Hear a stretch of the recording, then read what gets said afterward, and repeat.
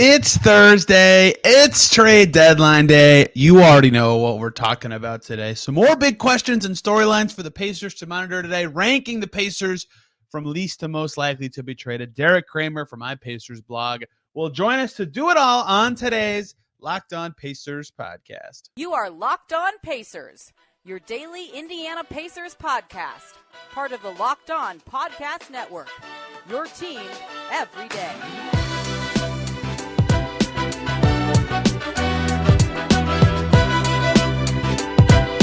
Happy Thursday, y'all, and welcome into another edition of the Locked On Pacers podcast, where we, of course, talk about the Indiana Pacers. As always, my name's Tony East. I cover the team for Forbes and SI, and today, you know what it is. It's Thursday, February 8th. It's trade deadline day. The trade deadline's at 3 p.m. Eastern. This will be dated pretty quick, but hopefully a lot of you can listen to it in time.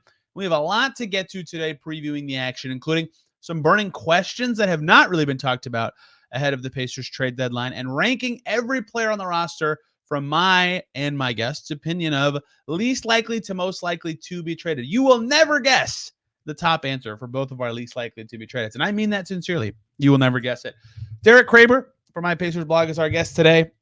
A very big friend of the pod. He was supposed to be the guest today anyway, but then he offered his services to talk about the Siakam trade, so he gets 2 shows in 2 weeks. Very rare, but I love talking to Derek. It was a great time. Let's just get right to it, talking Pacers trade deadline on deadline day. Deadline day is here. Trade deadline, 3 p.m. Eastern time. Some Wednesday trades, all kind of small. Xavier Tillman, Simone Fontecchio, Monte Morris. Not the big fireworks. Those already happened this season, but it's deadline day. Pacers have stuff to consider. We have lots to talk about, some of which I've already talked about, some of which I haven't. Here to join me, the person I thought you'd be hearing for the first time in months today, but invited himself to talk about the Pascal Siakam trade. So why not come back for more trades? It's Derek Kramer from iPacersblog. You know him well. Derek, are you happy the deadline's almost over like Rick Carlisle, like me? Are you sad? What do you want out of Thursday? Honestly, it snuck up on me because I'm not expecting a whole lot of big movements like, oh, the 8th is tomorrow. When you asked me to do it, I was like, what are we talking about? I was like, oh, duh, the deadline. Yeah, so unfortunately, no, I'm kind of, it's always a fun day. We'll see what happens, see how many second round picks get swung around like previous years. I think that will be the story of the year. Is there's going to be a lot of factors at the same time. This is only sort of Pacers related, but I just want to say it as a CBA nerd. Between the play-in tournament being a thing, so only like 5 or 6 teams are truly eliminated. 11 teams own 3/4 of the first-round picks for the next couple of years. The second apron is coming, so teams are going to need to move their money around. There's not like a lot of sellers, and there's not a lot of buyers who have stuff to buy. So there's so many factors pressuring to just be like, it's really hard to figure out moves that make sense for everybody, that just outside of like veteran for veteran stuff or like moving around little stuff. So it's just an odd market, right? That's why Simone Fontecchio for a good second was like, oh, that might be a significant trade this year, even though it was the Pistons and Jazz. Yeah, when Albie from White Lotus is the big move, then that's a sign. Xavier Tillman for Lamar Stevens in 2 seconds happened a day before because the Celtics really wanted it. It's going to be a strange deadline. So we've talked ad nauseum on Locked On Pacers about Buddy Hield, about Jalen Smith, about Obi Toppin, about the front court logjam. We'll touch on some of that stuff today. Derek, I'm going to ask you 3 questions related to the Pacers that I think could be formative for their trade deadline. And then at the end, we're going to rank every player on the Pacers roster from least likely to get traded to most likely. And I think nobody is going to predict my number 1 answer. Are you ready for the first question? No, but yeah, go for it.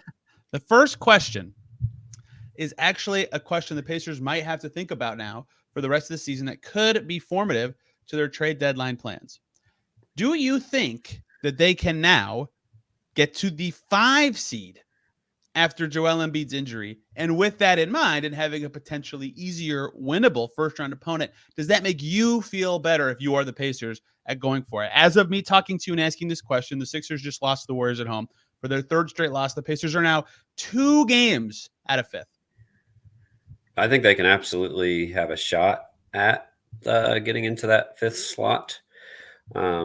Sixers are obviously sliding. Don't know how long Embiid's going to be out. Yeah, I think that's possible.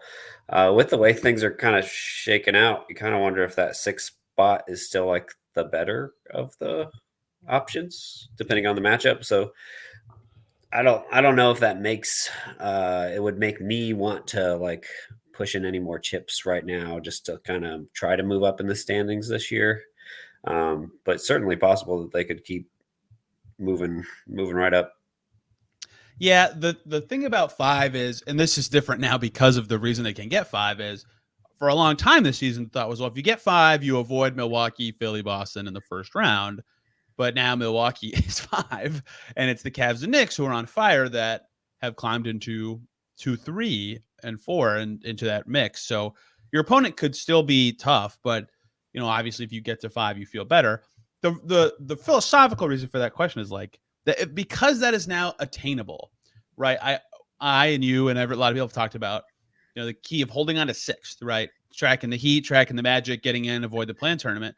Well, if there's a second available playoff seed that is not a play-in seed, I think that and you think you can get it. Like, 2 games is not that much. Pacers have the Sixers tiebreaker. They already clinched it, and they don't look as good without Embiid, obviously.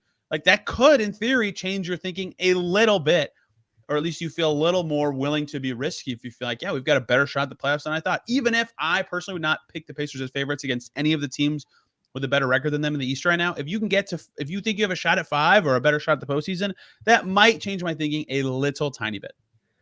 Yeah, and that is a good point. Just putting yourself in every position to avoid the play-in is probably the number one priority for the Pacers right now. Yeah, and if you want to make sure you get that playoff experience this year and give yourself shots once you get in there. Maybe they'll play the Bucks in the 5-4. They have handled Milwaukee all season, so at least they'd feel good about their chances. I'd pick the Bucks in that series, to be clear, but I have no reason to do so besides just I've seen Giannis win a championship. So it's interesting. The East has totally changed, where the Pacers are 4.5 behind the 4-seeded Knicks, right? So that seems unattainable. The Knicks are on fire, but they're also well ahead of 4.5 ahead of the 9-seeded Bulls. So trying to be the top of that 5, 6, 7, 8 tier is valuable. And now 5 is a part of that tier instead of the tier above them. That is question 1 that I think is relevant for the Pacers beyond the stuff that's very, very obvious. And we'll get to that stuff in a second. Question 2 for you, Mr. Kramer. Pretending that this is a requirement for the Pacers at some point this season, how confident are you that Ben Shepard and or Jarus Walker can contribute to winning this season in meaningful games? I think my hesitancy probably answers the question. You did answer the question. I like both of these guys a lot. I'm trying to imagine a scenario, like how many guys they would have to trade for them to reasonably be expected to play in the playoffs if everybody's healthy.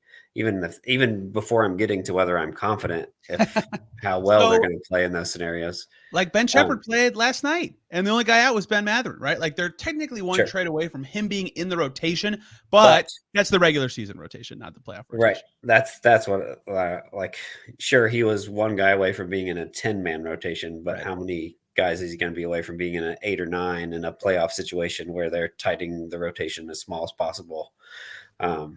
So I like both these guys. I think Shepard's I was looking, just curious, he's obviously known as a shooter, but he's struggled this season. But he also kind of did that at Belmont. He started as a 28% his freshman year and steadily worked his way up. So maybe it's just going to take him some time offensively to find that rhythm with his shooting, and maybe we'll see that same kind of progression in the NBA. Really, his defense is awesome. He seems to have really brought the same kind of energy that you see McConnell and Nesmith bring. But as being confident this guy can give you 15 to 20 minutes or something, no. Jarus just not ready on the defensive end. Can't believe that I'm way more confident in his offensive game after what I was expecting. I watched him play for the Madness a couple hours ago. His handle looks good. He was between the legs dribbling into alley-oops, and his defense still had some gambles, but it's man, I didn't see that coming at all. Yeah, his offensive game, like his feel for the game, and like he looks way more like a wing than a center. Yep. Like I thought it was more likely that he would be like a 4-5 than a 3-4. So like great signs for their development, but yeah, I'm not counting on them this year at all. Are you the kind of driver that likes to push things a little further? Ever wonder what adventure could be around the next corner? Our friends at Nissan have a lineup of SUVs with the capabilities to take your adventure to the next level, including the 2024 Nissan Rogue. It's perfect for city drives and great escapes. Its class exclusive Google built-in is your always updating assistant to call on for almost anything. Gone are the days of connecting your phone. Google Assistant, Google Maps, and Google Play Store are all built right into the 12.3-inch HD touchscreen system. And the 2024 Rogue is the perfect midsize crossover for your next adventure. There's also the 2024 Nissan Armada, which will change what you expect from a full-size SUV. It's picture a rugged 4x4 that can seat up to 8 in first-class luxury and style. Tow bigger and explore further in their 2024 Nissan Armada. Take the Nissan Rogue, the Nissan Pathfinder, or the Nissan Armada to go and find your next big adventure. Shop nissanusa.com. The reason, I mean, I think it's obvious why I'm asking this question, but like they'd have to sell 2 guys for that to matter. And it's possible that they could consider this. Like we've discussed a bunch, Obi Toppin and Buddy Hield both on expiring. Like if you trade both for non-production coming back, which is like not unreasonable if you get good pick value or whatever, like Buddy Hield for Marcus Morris in a late first or something, just because the Sixers are reportedly interested in him. The Pacers should not do, maybe they should do that trade. Whatever. I don't want to talk about that specifically. If you do that and then Obi for some other non-contributing thing this season, it's like you're one injury away from that being a requirement, right? And like that is scary. There is value to doing what the Boston Celtics just did. They traded for Xavier Tillman, who probably in the playoffs won't play. But if Al Horford, Kristaps Porzingis get hurt or are limited, you feel good about Xavier Tillman playing, right? Like he's done it. He's played in the postseason before. So that there is value to that. And I agree with you. I don't know that I would trust either Jarus or Shepard in a postseason setting if I'm the Pacers. And so I think the Pacers can feel okay, thinking about selling, air quotes, for long-term assets with their expirings, but they have to be getting a contributor back. Maybe they can be like, we'll get it at the buyout market, but that's risky. You never know. So they can't just full on be like picks and we feel great. Young players, we feel great. I think that if you get the right value, sure, do it. But, they're not totally in a position to just all of our expirings out the door. We feel good about that. So I think that is question 2 that I think is relevant heading into the day. Yeah, I think, and a big thing, like you think about what you're telling the rest of the locker room in that moment. Like if you're sending out guys and not getting anything that's going to help you this season, like you're only getting draft picks and guys that are going to sit on the end of the bench, like that's not going to sit well with guys in the locker room. Like when they know these guys have helped them all year, and now you're just like sending them off for nothing that's going to help them make their goals happen this year. Yep. Agreed. We will see where that heads, but I think those first 2 questions I came up with while watching the Sixers get their butts whooped by the Pacers' opponent tonight, the Golden State Warriors. Number 3 is related to something that's happened in the last 2 days. And I don't know if there's even a good answer to this question or if I'm just totally overthinking this. Look, the guy that has been talked about the most for the Pacers this trade season and will be talked about tomorrow is Buddy Hield for obvious reasons. For the same reason Myles Turner was talked about a bunch last year. Unrestricted free agency. The team has no power. They lose the second 301 comes on Thursday. The Pacers do not have power to keep Buddy Hield. They can offer him extension and hope he signs it, but Buddy Hield has to be the final decider, right? And so we can talk about that if we want. That's been talked about a lot. What has happened in the last 2 days? The Pacers beat the Rockets.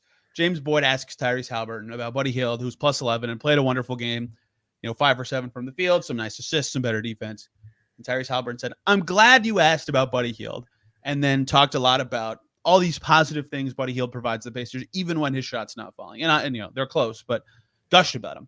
Today at practice, TJ McConnell, very similar vein, talking about the Pacers' second unit in Buddy Hield, goes, this was part of the question, so it was a little more natural, but again, goes out of his way to praise Buddy Hield, the unique things he provides the Pacers. Maybe it's just the context of the week that we are existing and living in, where the trade deadline is for you listening to this right now, sometime in the future, for me talking in 16 hours.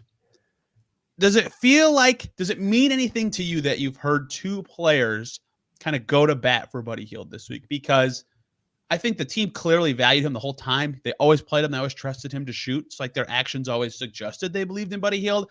But now they're really kind of stepping up. If maybe I'm overthinking that, but I thought that was kind of noteworthy that it happened in back-to-back days. Yeah, I think I was going to bring this up at some point. If you didn't, like, both of those statements stood out to me over the last couple of days. Just like, and it speaks to what I mentioned before. Like, the locker room's not gonna love if Buddy's just sent out for a draft pick, right? Like, and nothing that's going to help them. They clearly value what he does on the court, even when he's not making shots, and he's still adding the gravity on offense and making things easier for other people. Sure, he's not shot the ball as well this year, but yeah, I think that did stick out to me. And like, those statements don't sound like a team that's, I mean, obviously they're not the ones making the decisions. They don't make the decisions around here, as Larry Bird would say. But yeah, it didn't feel like, oh yeah, they know that Buddy might be gone in a couple days. Like, there definitely doesn't feel like that's the mood around. As Bobby Marks, who's run a team and made trades, said on the show last week, and you just said it too, what are you pitching to your locker room if you trade Buddy Hield for like that fake package I said earlier? It's just obvious because of the matching salaries. Marcus Morris in a pick, right? Marcus Morris isn't helping you this year. He's not even helping the Sixers this year, right? So like, if you trade Buddy Hield for some asset and a player who can like play this year, you could at least you can sell that. It's still probably not going to go great, but at least that you can explain. But just straight up selling him for the best pick possible, I think the perspective on that has been made clear from the team this week. And maybe some lesser contributors or non-players at all, you could make different arguments for that. But someone who's playing, even if it's a much smaller role, I don't think, I think maybe I'm overthinking it because they were literally asked about Buddy Hield. So they're going to talk about Buddy Hield, but the tone and way that they went about those answers was meaningful. And I don't want it to sound like I'm just using the word tone to make a point. Like, if you listen back, Tyrese Haliburton literally said, "I'm glad you asked about Buddy Hield," like in his answer, right? Like he had something about Buddy Hield on his mind he wanted to talk about. I found that all to be noteworthy. Yeah, I agree. I think both guys were like, obviously Tyrese said the words, and like, I think they were both happy to like give a positive outlook on Hield, who's had some just like overall people unhappy with how he's performed lately. And I'm sure they've all heard about those things. Agreed. And now we do the fun part. I do this in the offseason sometimes. I do it near the trade deadline sometimes. We're going to rank all 15 players. Well, that's not right. We're going to rank all the players on the Pacers roster from least likely to be traded on February 8th. I guess it could be the 7th. We have an hour and 4 minutes left. To most likely to be traded between right this second and February 8th. Can I go first? Because I guarantee nobody knows who the right answer is. So you're going with least likely first? Is that what you said? Least likely Pacer right now to be traded tomorrow. Yes, go ahead. Give your nerdy answer. That's not the real one. Go ahead. It's not Tyrese Haliburton, everybody. It's not even Pascal Siakam. It's not Myles Turner. It's not Aaron Nesmith. It's James Johnson. Why? Because his contract expires at midnight. He will not be on the team on February 8th. I presume they would like to re-sign him the second the trade deadline is over, but he can't be traded because he's not on the team. James Johnson is definitely the least likely Pacer to be traded tomorrow. Yes, I ruined your surprise. You would have got me, but I asked. You texted it to me. I was like, "Dang it, Derek! I had it coming." I was like, "Oh yeah," like because Tony asked me to do this, and like I'm ranking the guys. I'm like, "Oh, James Johnson." Like, where even with like if he was on a contract, like ranking him like he's not. They're not just going to throw him in a deal. So I'm not like, so he was still like very high up there. Like, oh yeah, he's still on a 10-day. So that's not going to happen anyway. And then it's not even going to be on a contract. You can't trade guys on a 10-day anyway. So I'm not sure why I went out of my way to be like, he's off the team.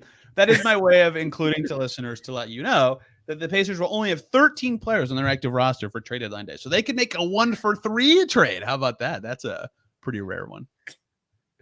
So is there a limit on like you sign a guy at a veteran minimum? How long until you can trade that guy? That's like any other signing. 60 days. Gotcha. So yeah, so he's not going anywhere. Someone got traded today that mattered with. Hang on. Tillman, Lamar Stevens. Who did Monte Morris get traded for on the Timberwolves? No, that wasn't it. I can't remember who it was. Yeah, Kevin Knox and Kevin Knox. Kevin Knox got signed after the season started. He got traded today. The Pistons have now traded Kevin Knox twice in a year and a half. For some reason, that's funny to me. Okay. I also can't wait for the trivia fact of James Johnson signing like 6 guaranteed contracts with the Pacers in like 15 months or something like that. if he re-ups with them for the rest of the season. Okay. We can just gloss over this, I guess, and just say it. My next 4 in order were Haliburton, Siakam, Nesmith, Turner. Nesmith and Turner are interchangeable, but Nesmith's contract is poison pill because he signs an extension. So it's just like structurally harder to trade, even though I think him and Turner are equally unlikely to be traded. I don't think you have any disagreements with that. I don't. Same order. I had Turner before Nesmith, but like I kind of had them in tiers, like basically, well, untouchable Tyrese Haliburton, basically untouchable Siakam, and then Turner and Nesmith. That's not worth talking about, but whoa. What? Basically, that's the whoa. You hear here, Derek wants to trade Pascal Siakam. One more break here, y'all. We got to talk about the lovely folks over at Prize Picks, the daily fantasy sports platform taking over the world. It's super easy what you do with Prize Picks. You pick more than or less than on 2 to 6 player stat projections and watch your winnings roll in. And it's demon time on Prize Picks. Yes, that's correct. You can now win up to 100 times your money. 100. With as little as 4 correct picks, you can turn $10 into 1,000. Demons and goblins are the newest and most exciting way to play a Prize Picks. Squares marked with red demons or green goblins get you different payouts, and you can now win up to 100 times your money with as little as 4 correct picks. Quick withdrawals, easy gameplay, enormous selection of players and stat types will make Prize Picks the #1 daily fantasy sports app. For example, Stephen Curry for more than or less than 29 points in his next game, Kevin Durant for more than or less than 28. That is, for example, what the lines could be like and how you'll play on Prize Picks. Go to prizepicks.com/LockedOnNBA. Use the code LockedOnNBA for a first deposit match up to $100. Again, that's prizepicks.com/LockedOnNBA with the code LockedOnNBA for a first deposit match up to $100 at Prize Picks Daily Fantasy Sports, made easy. My next 3, I would say, or 4, actually. I accidentally deleted someone else's name. Whoops. My next 4, I would say I would be pretty dang surprised if they were traded today. 3 of them fall in one bucket, and one is a totally different kind of player. 3 of them, I'll just do first, is in order for me. Bennedict, Mathurin, Jarus Walker, Andrew Nembhard are my next 3. Those are my next 3 as well. I put those as my category for those guys were top level prospects. I had Nembhard, Mathurin, Walker was my order for those. Interesting. I just think the rookies scale contract is more valuable, which is why I went with the lottery picks. But Nembhard has a lot of value too. I just put Nembhard because Rick loves him the most. Yeah, and he's starting for a good team like that matter. Yeah, and I think that they made inadvertently they showed their hand with those guys in the Siakam trade. They kept all of them, right? Like they clearly like them and value them, and would only trade them for like an awesome player, which is valuable to know.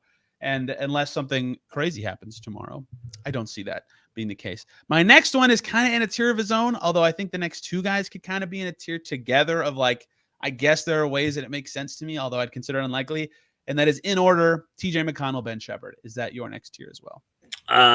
Well, I decided to make tiers and then they didn't quite match. I originally had TJ with Ben Shepard, but then I was like, oh, I can do lower level prospects next. And I had Ben Shepard and Isaiah Jackson.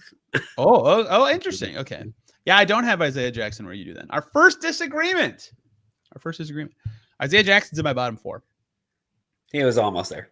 So, this is what we're talking about, though, because the only reason I did that, like, Shepard to me is interesting because it's like, I don't think they want to trade Ben Shepard, but like if he is like a tipping point to get like an awesome pick or like upgrade from Hield or Toppin or whatever, you think about it, especially considering the size of the upgrade, even though I think he's probably already outperformed his draft position and is like, this could be a 3-and-D wing. Like you never know. You don't want to just give that up, but there are trades that it could make sense. I had Isaiah Jackson below both of them because of the front court logjam, right? Like he's not playing when they're fully healthy right now. And they have full bird rights on Jalen Smith, restricted free agency with Toppin. They have Jarus Walker. Like there's a very reasonable path to Isaiah Jackson not being in the rotation next year either, right? So I think if someone gives you value for him that you like, you have to think about it just because that stuff might have more value to their team than Isaiah Jackson does, even though I don't think they're going to be like, let's find a suitor for this guy. I think that him getting traded is more likely than either Shepard or McConnell, even though, again, I don't think anyone getting traded is particularly likely on this team. I do agree. I had Jackson, like, I ranked him more likely than Shepard. The only reason I had Jackson there is just because of Jalen Smith's contract situation. Yeah. Yep. Then they still have him for another year as like a guy that you're confident can play some backup center minutes. Yeah. So do you have Smith third, most likely Jackson fourth-ish, if you had to choose? Or would you yeah. Well, I have Smith a little bit higher than you. We have some little disagreements on our top end, I think. Okay, I have Jalen Smith third most likely just because of the unrestricted aspect of him. I'm at 2. 2, second most likely? Yeah. Wow. That is not, I guess that shouldn't be so crazy to me. So, yeah, player option next year that this is wild. Like, I was talking to Jimmy Cook about this because we did our What Are the Odds show in the summer. And I said, there's probably like a 70% chance he's opting into that. Now I'd say the opposite, probably more strongly. Like he's been wonderful. And like if Jock Land, I know Jock Landale's contract is like a gimmicky trade thing, but Jock Landale got $8 million to be the Rockets backup center. Like guys that Jalen Smith is better than got much more than $5.4 million last year. And he's young enough that like if someone can say, hey, a young team could say, hey, you're going to start. If the Wizards say if Daniel Gafford gets traded tomorrow and the Wizards offer him a decent chunk of the mid-level and say, you're going to start, like that could be appealing. He's from Maryland. I'm just making stuff up, but like there are other factors that could make sense for him. So the odds of him opting out are increased. And there's this front court logjam. Again, I'm not saying that they're going to be like calling other teams being like, give us your best Jalen Smith offer, but there's clearly logic to it, I think. Yeah. So you had Ijax 4 and then Jalen 3. Yes. Mine were, so I had Shep and Jackson in kind of like a separated tier, but lower level prospects. And then I had the expiring vets. I have TJ at 4. Ooh. And then Buddy at 3. And Buddy's at 3 for me just because of those comments that we talked about. Okay. Like I have those other guys higher as more likely just because that mood around the team just doesn't feel like that's what they're looking. Yeah, McConnell has changed for me like in the last 2 days, not because of any, well, I guess Rick Carlisle did say it, because he said part of the appeal of starting Andrew Nembhard beyond that, I all along thought the best starting 5 for the Pacers post-trade was starting Nembhard anyway. But he said part of the appeal of doing this is we have an obvious role for TJ McConnell, and he's been really good in the last 2 games in that backup lead ball handler role. So he becomes more valuable to the Pacers immediately, right? And that doesn't mean you can't look to trade him. And he might not even be an expiring contract next year. But you know, a lot of teams. That's true. I keep forgetting about his weird contract. It's funky because partial guarantee, right?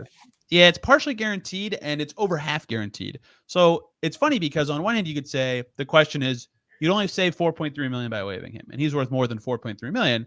So on one hand you'd say, well, you would never do it. But if you waive him and then stretch that cap hit, all of a sudden you could free up like $7-8 million, and that maybe someone does value that. So it's not like a guarantee it'll be picked up, but he gets the money in that case, so he would be fine with it. So yeah, that's a good point. Maybe I had him too high, but I think that the fact that they are happy that they can find him minutes and he's not expiring, and if they trade him, they'd have to get another point guard. Like they would need a third point guard on their team that they don't currently have. Made me have him lower than you, but I guess I get it. I mean, anyone over 30, I guess not anymore post Siakam, but anyone over 30, like their rotation's still over half inexperienced guys. You could think about moving, I suppose. Yeah. I think like none of these guys feel overly likely to be dealt. I agree. But the bottom 3 to 4, like fairly similar. I don't think there's a huge difference in likelihood either. My top 2, it's funny that they're not the same as your top 2, were Obi Toppin and Buddy Hield. We've gone through the reasons everybody has for the last couple months. Toppin is in a crowded front court, is playing the same position as Jarus Walker. Yes, he has restricted free agency coming up, but like what kind of deal are you trying to re-sign Obi Toppin to if you're the Pacers, right? Because if you have him and Siakam, what's your plan for Jarus Walker or your backup fives who've been promising?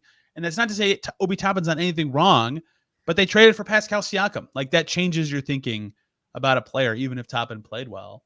So I wonder what they're thinking with him. They have his restricted rights, but so maybe like a sign and trade, or he could just pick up the qualifying offer and then it's harder to trade him. Like, you have the power now, and I would think about it definitely as the Pacers, but he's fine. He'd probably be in their original playoff rotation, and he helps them win games as regular season. Like, I was actually thinking about this too when I was thinking about what an Obi Toppin trade would mean for the Pacers. How many fewer, that was bad English. How many fewer wins do you think the Pacers would have this season if Jarus Walker had all of Obi Toppin's minutes this year? 4 or 5? Maybe.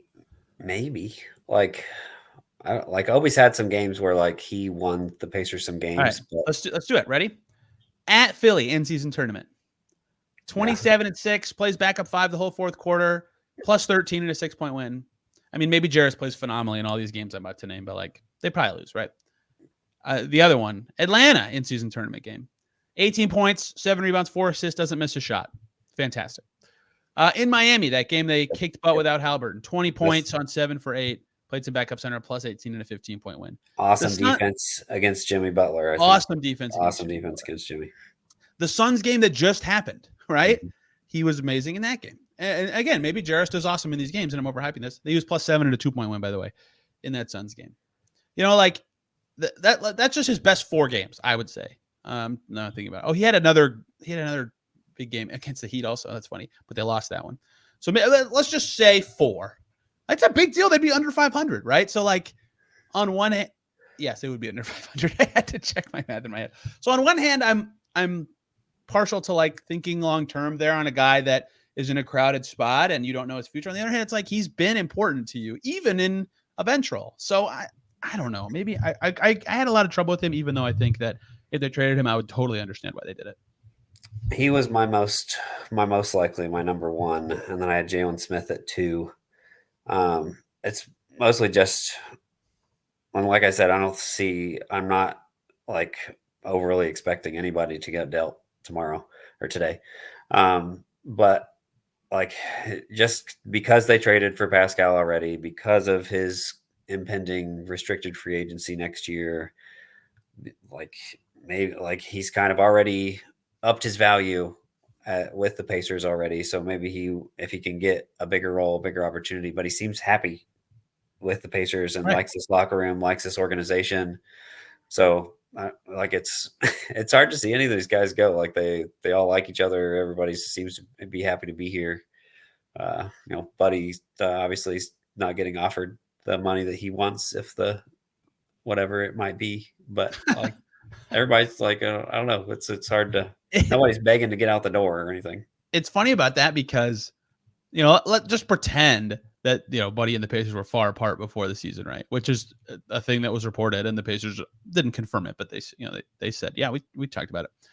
Now they probably wouldn't offer that much, right? Like, he hasn't played as well this year and his role's smaller. So maybe they'd be farther apart. I don't know. Yeah, I think that all makes sense. Toppins is just very interesting to me because, and like a lot of guys that they've been connected to this week, he's a salary match with. I don't know. Maybe I'm overthinking everything. So yeah, the only guy we haven't talked about is Buddy. He's my top guy. I think it's interesting you have him third, just because he is their unrestricted free agent. And I think that his salary slot is now a consideration in a way that it wasn't when they could have had cap space paths. And so if you can find a way to kick the salary slot down the road as an over the cap team, you would be happy to do it, because then you're putting a lot of pressure on yourself when the ball's out of your court to extend him, sign and trade him. I had another one or just re-sign him as an unrestricted free agent. Maybe you can pull that off, right? Clearly his teammates like him, so maybe they could convince him to stay. But the ball being out of your court is scary when that salary slot is important to your team building going forward. And so that's why I have him first. But I get what you're saying, especially with what people have said this week, which we already talked about. Yeah. Like I could see it too. Like you make a big splash. Like he's the easiest contract to help Easily. you get there of the guys that you probably might not be in your long-term plans. So, if they make a giant offer for Bridges and for some reason the Nets decide to go that route, which I don't see them doing, then yeah. I don't either. I'd have to look at the cap space teams next year too. Like maybe nobody can even do that. And so a sign and trade becomes more likely just from a who could even acquire Buddy Hield perspective. Like, tell me the Pistons wouldn't want a good shooter. The Orlando Magic need shooting so bad. Like that's already got two. Like, it's not that hard when you're a good shooter to think about it, even if his shooting is worse than it's been in recent seasons. Okay. Are you prepared? Do you feel ready for the deadline? Or are you did we miss something important? I'm always ready to stare at my phone waiting for notifications. I guess people don't know your job. Am I allowed to reveal your job? Your poor students who have to see you at your desk panicking every time your phone goes off all day. Fortunately, Thursdays are a little bit easier for me to pay more attention to my phone because I don't have as my in-person. I do some virtual stuff with my school as well. So Thursdays are mainly I do some data stuff and I do some virtual, making sure they're on the right track. So I'm not neglecting my young pupils in my classroom to stare at my phone. Mr. Kramer, why do we always have a movie day in early February every year? It's okay. I love the movie days. I think they'd be psyched about that. And you could also move around it better. Yes, of course. Okay, so here's the plan, tentative plan for Locked On Pacers tomorrow. 3:15-ish, when it feels pretty clear that everything's either been settled or reported.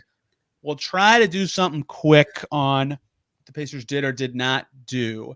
But maybe depending on how stuff goes, if they do a pregame press conference, I'll do it after all that, talk about the deadline. Then they'll play the Warriors that night. I'll do a show partially on the Warriors, partially with more deadline thoughts. And then, depending on what does or does not happen, more into the weekend crossover stuff with new players as it goes. It's going to be it's a hectic day when they have a home game and the deadline on the same day. Yes, you have a busy job. Lots of work for you to do. Can't wait for you to talk about when they acquired Denny Advia and you got to start discussing it. Do you predict a Caris LeVert situation? This is just funny to imagine. If anybody who remembers, Caris LeVert, they were in Cleveland playing the Cavs, and they traded LeVert to Cleveland for Rubio and picks. That worked out great for the Pacers. And LeVert, funnily enough, though, that is probably, I think, in the whole NBA, the arena where the locker rooms are the farthest apart. So LeVert had to walk pretty far, but still, all he had to do was walk down the hall to get to his locker room, which had to be hilarious. Like, if you're on the Cavs, do you think there was a player who didn't know? And I was like, what the heck is he doing in here? Or did they, be entered in there? Yeah, that's really interesting. I can't remember like what the timing of everything was. Yeah. Was he like warming up? He was out that game too. Yeah. Oh yeah. That's yeah. He's warming up, getting ready, just switches the shirt. You're playing for them now. Yeah, we're doing the physical right now. Come here. It's the semi-pro situation. Warriors tomorrow. Steph Curry switching locker rooms. Yeah, that's what I predict. Yes, not Kuminga or not Wiggins. Any of those more like even slimmest of chances. It's Steph. He's the one. It's Steph, baby. That's another problem for me personally. Beyond having to do my job tomorrow, Steph is one of two players in the NBA that I ruin my pregame routine to watch him warm up. And I don't know if I'll be able to do that because of the trade deadline. Dang it, NBA. Poor Tony. Someone call the Wambulance. I'm in desperate need of this. I assume you will have lots of coverage on the trade deadline. What the Pacers did not do, their new players, if they have any. If you do, where can people listening find it, Derek? Yes, you can find my content on iPacers.com. You can be my third follower on TikTok with my 4 videos at iPacersblog. I am just rolling in the views and the followers. Got whole 2. So I don't even remember what my username is, if it's actually iPacersblog or if it's iPacers.com. Whatever. I don't need followers there. It's all good. You're older than me. You're not allowed to have TikTok. I got it for. Never mind. I don't need to talk about it.